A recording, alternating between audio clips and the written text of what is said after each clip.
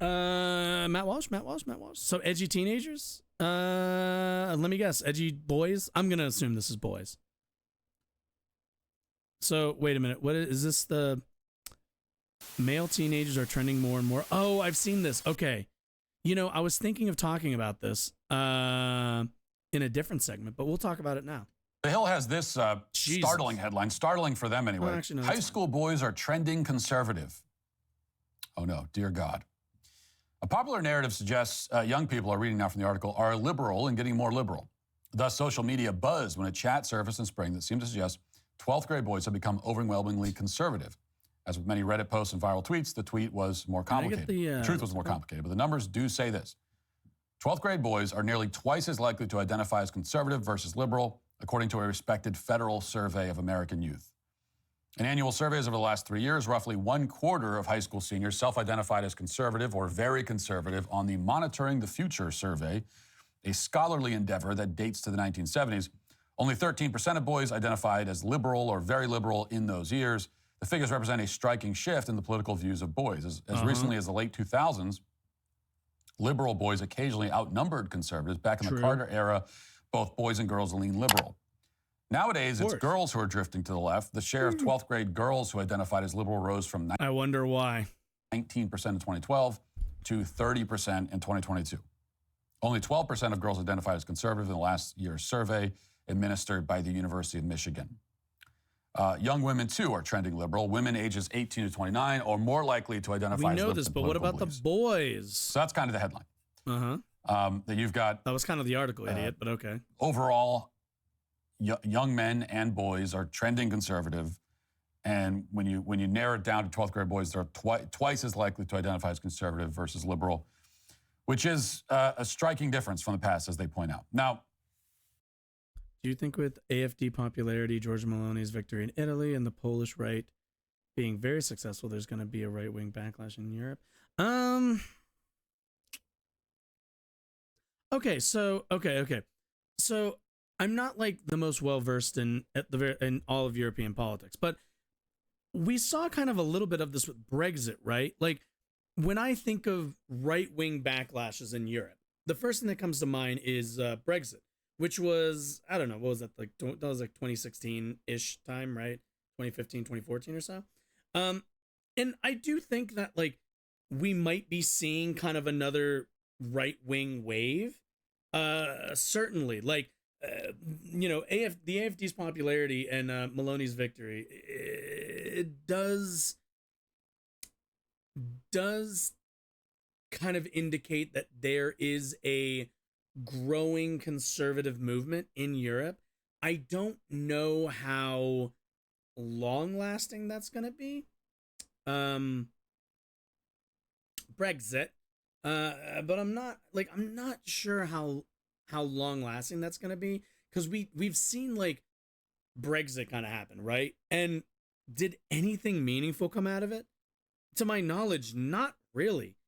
The UK's economy took a bit of a hit, I think, but nothing like crazy. And overall, I don't know. Again, I'm not a huge. I'm much more domestically inclined or informed than I am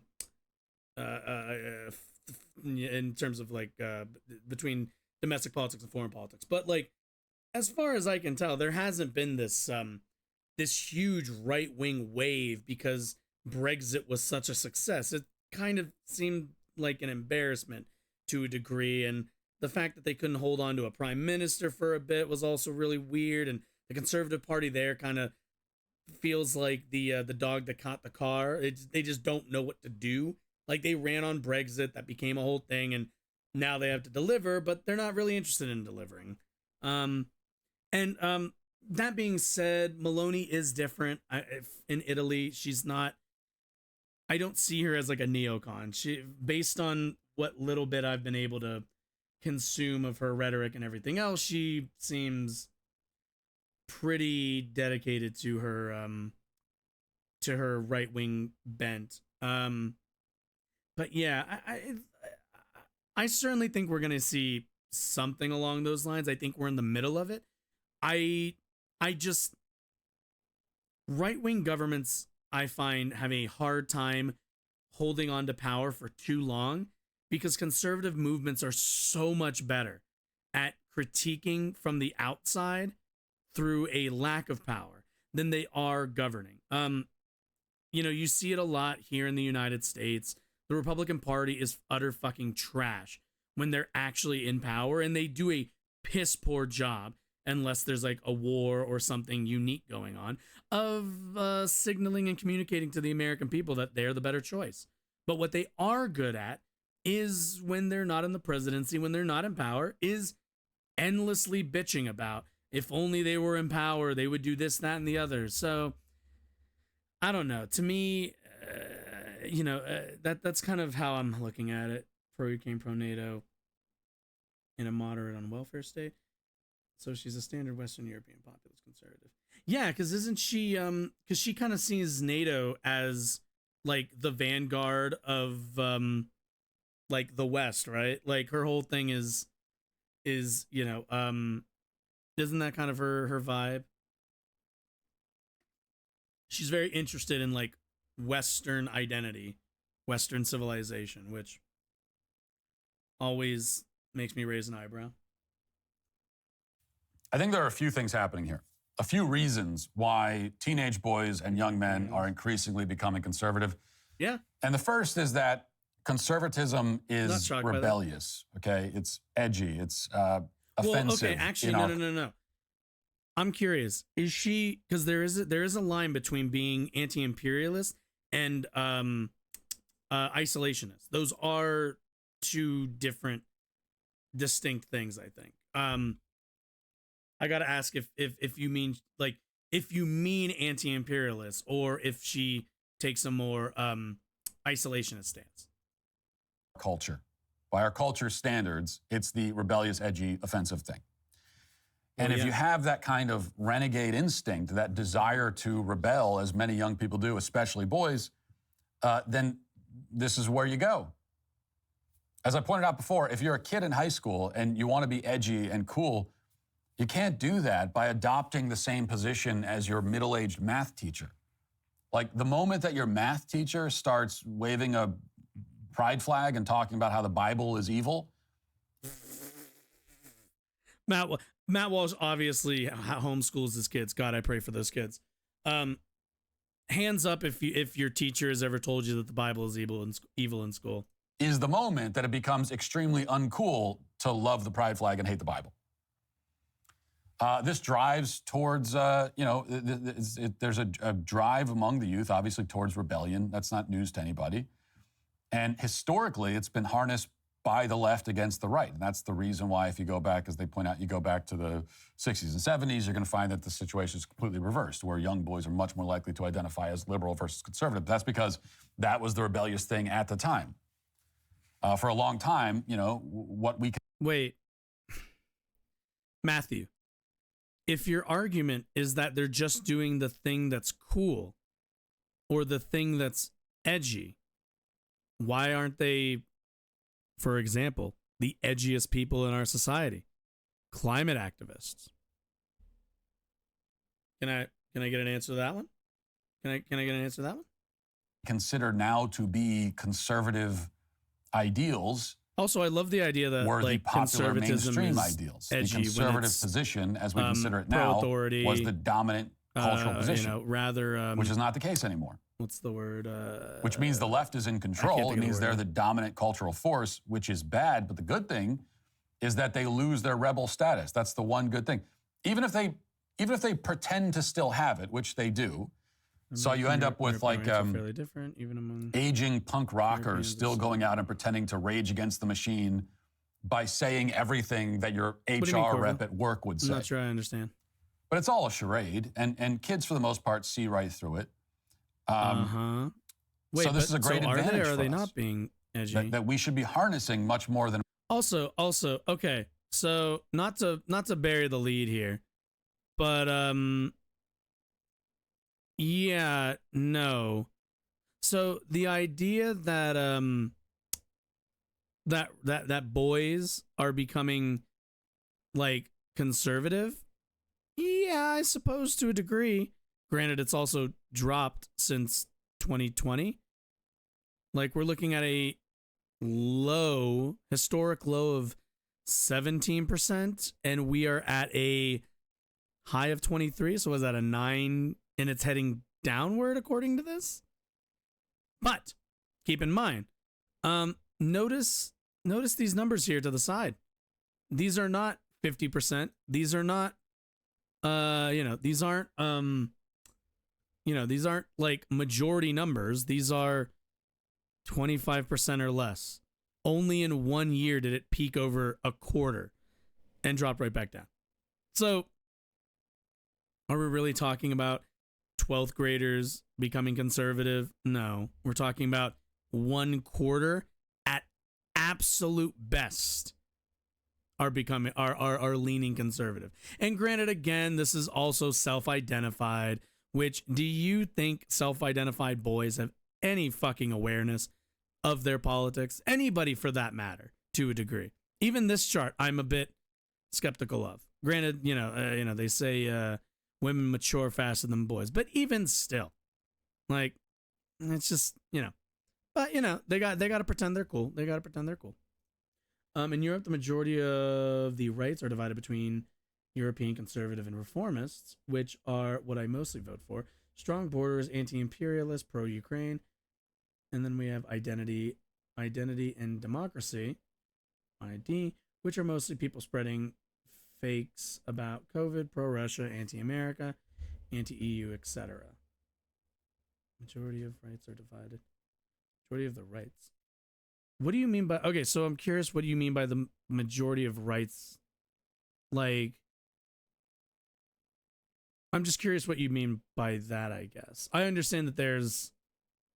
American conservatives, reformists, and da-da-da-da, but I just guess I don't understand what you mean by a division of rights between those two groups, I suppose.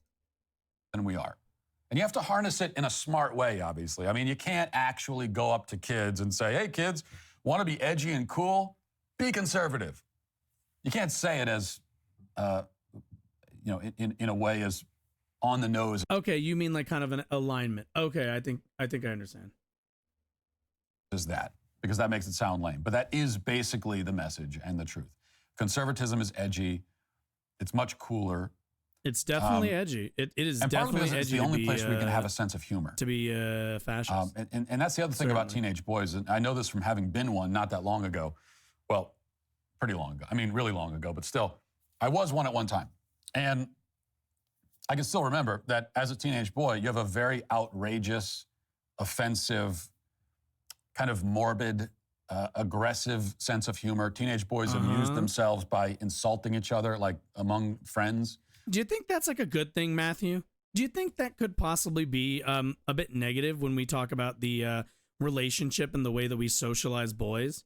Now, look, I'm all for a fry-up like everybody else, but, am I supposed to believe that Matt Walsh has ever interrogated, maybe it's not good that we socialize boys to constantly be in competition with each other. Maybe that leads to, I don't know, some a lack of cohesion amongst men, a lack of trust amongst men, and for that, an increase in alienation from each other. Possibly. Just insulting each other in extremely vulgar and personal ways. And to some extent, you never grow out of that. Yeah, even as you become a man, as men, we never quite grow out of that. We still think it's funny to like make fun of each other and stuff. But there's no room for that on the left at all. I mean, you cannot have a man's sense of humor on the left. You just can't. Profiling, surveillance. Oh my God. Oh my God. What is a male sense of humor? I just don't. Do women not laugh at jokes that men make? I don't even know what. Terms and conditions apply. Yeah, I know. In fact, as it turns out, you can't have a man's sense of anything on the left. You cannot be a man on the left. Sorry, guys, I'm not a man. I'm just not. All this beard, this long hair. It's just can't be a man. Sorry. Which brings us to the second factor, which could explain why boys are increasingly becoming conservative, which is that the left, if you are a high school boy, the left is doing nothing but heaping scorn and contempt on you. Oh, okay. I want to talk on this really quickly because I think there is, while not like, no. Let me not dither. There is truth to this. There absolutely is truth to this. In the left movement, especially here in the United States, we have an unfortunate habit of not being interested in men's issues. And the reason for that is, I think, rather intuitive. I think it makes sense to a degree. And the reason for that being that in the United States, men generally have had systems and structures aligned with their, not just their values, but for their benefit. You can see this a lot in the sense of like, women couldn't have credit cards unless it was under their husband's names until I think maybe the 1970s or so, if I remember correctly. I could be wrong about the exact date on that. But for a long time, women were property of men, and a long time ago. And after that, they became just kind of, what's the word I'm looking for? Hanger-ons, I guess, and because of that, the movement for liberation and the movement for social justice has always kind of centered women, because that's the group that historically has been rather disenfranchised. Same with black folks and everybody else. But when we're talking about gender, we're talking about women. Because of that, there's always kind of, I think, this knee jerk or maybe ideological blind spot for some that to center women, there needs to be a rejection of interest or the centering of male issues. And I think that's really kind of shitty. I think we've done a not great, sometimes really poor job of advocating our movement towards men and boys. I don't think that the left has always been good about this. Our solution has always been the adoption of feminism, something that I'm supportive of. I would probably call myself a feminist. I'm raised by a single mother for the most part. A lot of women in my family. But to say that, like, you tell a young boy in high school, who's struggling with, dating, who's just not really comfortable with women, and women aren't all, women in their, I think campaign or personal pursuit of trying to understand where they fit in the world, kind of don't know how to approach men sometimes, or how to, I guess, react to men and boys who just aren't very good around women, which is kind of a lot of us. And because of that, it creates this tension. And in that tension, a lot of boys get frustrated because, and let's be honest a little bit here, your friends aren't always your guy friends aren't always the best people to go to, because we have because a lot of boys, I think, are socialized to kind of compete with each other in sometimes a lighthearted fashion.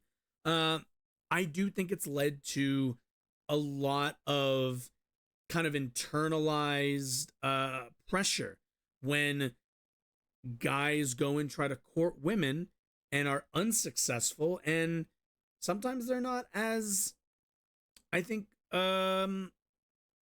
open with their other male friends because they don't want to get made fun. They don't want to get fried up. They don't want to get made fun of.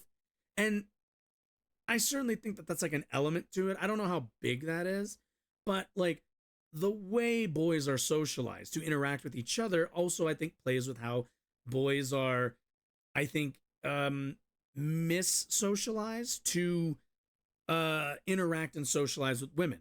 So it's a lot of disconnections. And the left just hasn't been very good at being clear about, all right, in a world where, in a feminist, in a pro-feminist world, right? Like, what are the, and I saw Warren, I mentioned Jordan Peterson. Yeah, this is why Jordan Peterson is popular. Where, and where do you fit? Because boys are told, They're here to protect women, that they're supposed to be, they're supposed to take care and protect women.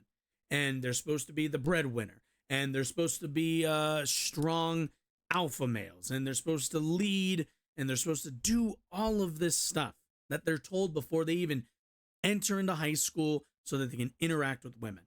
And when they get there, they find out, oh shit, women don't need that from us the same way that I've been told for the last, let's say, 8 to 9 years of their lives, right?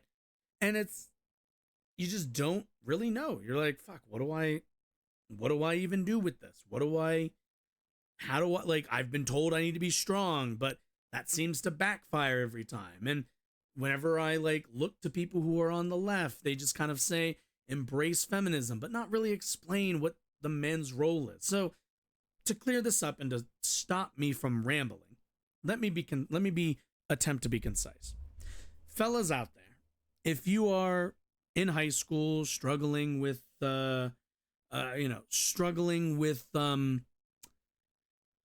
struggling with your pursuit, with your interactions with women, I'm not going to sit here and tell you just be confident. I'm not going to sit here and tell you, what's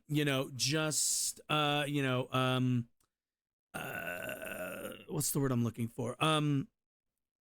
Just be a feminist or read some feminist literature. This is what I'm going to say to you. Talk to your mom. And I mean that. I'm not bullshitting. Talk to your mother. Have some conversations with her. Understand kind of where she's coming from and where her position is in the world. I've never been great with women, especially like women that I had like crushes on growing up. But as I got older, as my relationship and my approach to women became more like adult in terms of the interactions, things got a lot easier because I had been interacting with an adult woman for most of my life. And the sooner that you build, I think, the sooner you start to look at other like women, in your classes, not as, these, maybe sometimes trophies or however you're looking at them. I'm not, you're probably young. You probably have some thoughts. Take it easy with that a little bit. But the sooner you look at them, the way that you look at your like mother, and not like in a weird kind of way. I mean, in a socialization, how you approach people, how you talk to adults, how you interact. I think the sooner you're going to find it a lot easier to just talk with women without that awkward romantic pressure bearing down on you.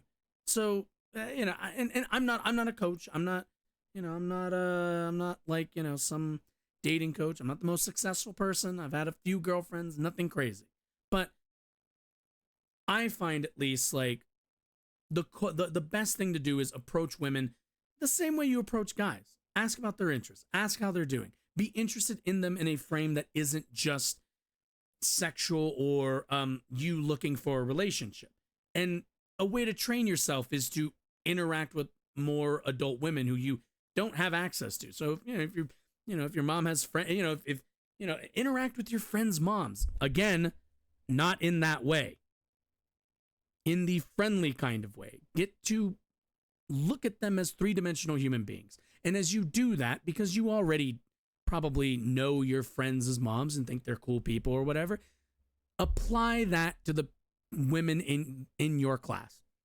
I'm ending it now because I don't want to say anything more that you all are going to misconstrue. Anyway, let's continue. Telling you to be ashamed of yourself, of your masculinity, calling you toxic. Don't do this. Lecturing you, scolding you. Yep. By the way, I know, I just stopped and now I'm stopping again. Just be introspective. Just be introspective. All right. Don't do the thing where you reject all critique. Yelling at you.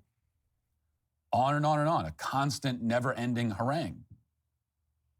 Another difference between now and back then in the 60s and 70s. It used to be that when you thought of the humorless scolds What immediately comes to mind is like the church lady, right? The conservative. You're thinking of conservatives, so it's supposed to be these humorless scolds, don't have a sense of humor. They're offended by everything. Literally just talk to writing angry letters because they're offended by this and that. Unromantic. That is now, that's the left. manner. That's what the left does. That's their gig. And they're very excited to explain to you why everything you think and say is offensive, especially if you're a male. Guess what, guys? They're going to, you're young, there's going to be a bunch of stuff that you're going to think and say that's offensive. There's stuff that I've thought and said that are offensive. And guess what? Fellas? Guess what? Crazy thought. I'm gonna let you in on a little secret. Women are just as edgy as y'all. I know you're thinking, what do you mean? What do you mean, Josh? I can promise you, women are just as, in terms of the way they think and some of the things they say, just as offensive as everybody else. We just don't look at it that way, and you don't look at it like that because you see women in a certain light. You don't think that they can say it's why, like, when women used to say crude things in like comedies, or why Sarah Silverman is a good example. Somebody who does very kind of man style crude comedy was very successful in her time because it was not just edgy, but a bit inflammatory and shocking, because women aren't supposed to talk like that. You know how many times have you heard like the joke where like some girl says something and it's like, oh, women aren't supposed to talk like that. It's also why people like Matt Walsh get really upset about stuff like that, like Cardi B says, for example, or like maybe Nicki Minaj. I don't listen to Nicki Minaj really all that much anymore, but like that's also why they find that sort of stuff offensive, because it's unladylike. Because to them, ladies can't be offensive. Absolutely they can. Absolutely they can. This isn't a men only thing.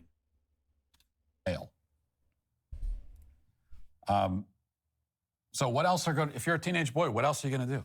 So you've got these people over here who hate you and don't even disguise their contempt. And meanwhile, they're on the other end of it, they're doing nothing but heaping praise and adulation and celebration for like every other group. They're constantly saying, oh, you're so special, you're great, you're wonderful, you should be accepted exactly as you are. Everything about you is perfect. You're the most wonderful thing on the planet. That's their message to everyone. But then they turn around to you and say, oh, you scumbags. Why don't you be more like them?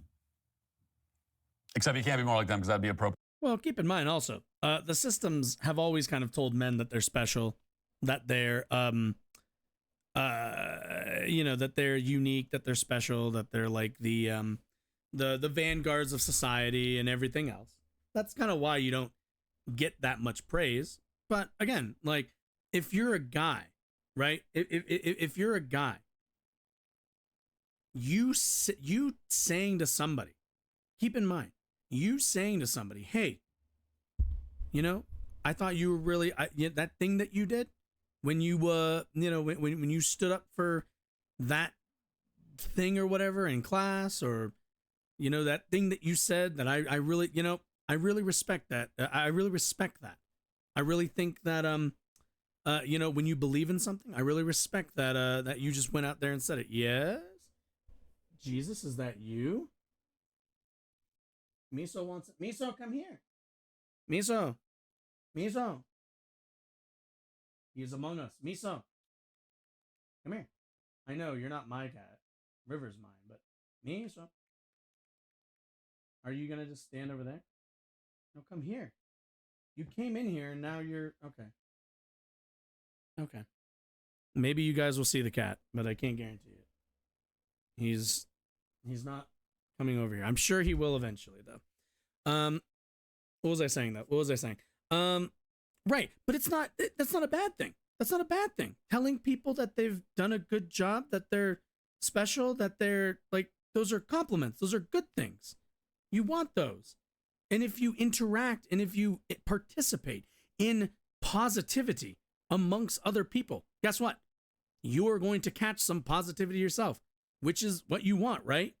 Guys on the internet always say, oh, that one time that girl complimented me and made my day, and that was like 10 years ago and stuff like that. Like, yeah, interact with more people, be more positive, be more complimentary of people, and you will end up garnering that kind of response from others every time. appropriation. And I think teenage boys hear that and they respond exactly as you would expect them to. Which means that, again, on the right, the goal here is to harness this to our advantage, and ultimately the advantage of the culture and truth. Oh my God, just still like a minute. Because the really good thing is that in this case, it's not just that going over to the right is now rebellious and edgy and all the rest of it. But that's also where the truth keep in mind, is not on all these issues. Less than 25%. When we see these, it's also trending down, what I find to be extremely encouraging videos of, again, high school boys, tearing down the pride flags and mocking attempts by schools to, groom them into the. Now, all right, I've had enough of this, but I want to make my point very simple. You tear down a pride flag at your school, you mock other students, you do all the shit that he's talking about, right? You follow you follow Matt Walsh's advice on this to your own detriment. You become a pariah in the place that you're going to spend a lot of your time. And for what? Something, that you hardly understand. Maybe instead of tearing down the pride flag, if you're a guy out there and you're, you find the arguments of Matt Walsh compelling, I challenge you. Go talk to one of your gay students. Go talk to one of your trans students. Go interact with these people. Because all you do by tearing down the symbols of their existence in your school is create the exact relationship that you are looking to reverse. Would you like to have people know you as the guy who tore down the pride flag in homeroom? Or would they like you to be known as the nice guy who I have a couple classes with? Seems like a chill dude. And one might say oh, well, that's not very much to be known for, but certainly it's a start. Continue to be friends with those people. Continue to converse with them. Continue to build relationships. And next thing you know, that gay kid, that trans kid in your class, they're not just an avatar for a flag that people have told you represents the fall of Western civilization. It's one of your fellow students just trying to get by, get some good grades. Maybe get a girlfriend, it'd be nice. Maybe a boyfriend, it'd be nice. Maybe that could be you. Maybe it's one of your friends. Build connections. What he's telling you to do and what he's asking you to do is to tear your connections down.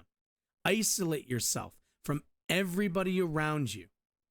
Because the fear and because of the unknown, because of the mystery surrounding their identity is somehow so terrifying and so egregious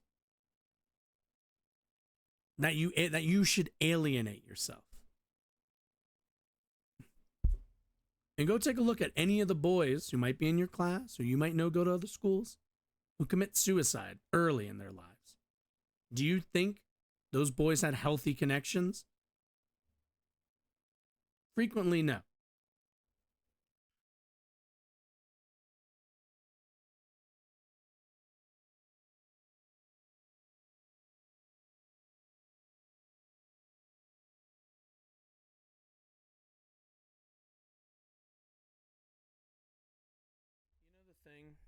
The thing that they tell, at the end of all YouTube videos where they tell you to click on one of these things to watch more videos.